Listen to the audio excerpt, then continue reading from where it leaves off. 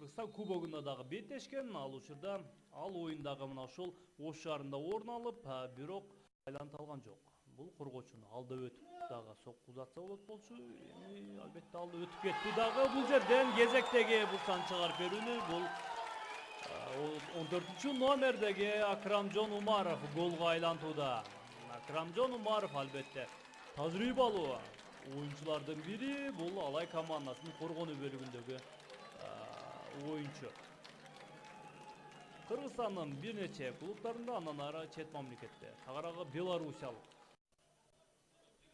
Дмитрий Островский экинчи кабатка топту көтөрүп берди дагы баш менен сокку. Михаил Паюш үчүн албетте экинчи кабатка топту көтөрүп берди дагы. Кожо Жойлдон баш менен узаткан соккусу ийгиликтүү чыккан жок. Андан ары Чыңгыз Субанов кайрадан ортоңку бөлүккө учуру кооптуу, анткени дарбазасынын жанында. Мындай учурдан сокку жолдонду дагы, бул сокку тирүүдө болуп турган, коргоочуларга тийип кайтты, бирок Нефчи оюнчулары топту жогото элек. Бул учурдан эми тездик менен каршы чабуулга барышы керек Алай командасы. Кожо Жойл азыр коргоочулардан өтүп кетти дагы. Эми артыраакка Инкум Келбиндин соккусу бир топ эле кооптуу чыккандыгын көрүүдөбүз.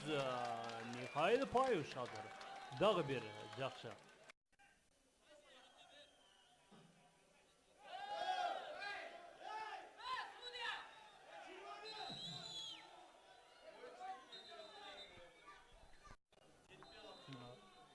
мындан ары этият болуш керек бул оюнчулар. Экинчи кабатка топ көтөрүлдү дагы, бул жерден түз эле Михаил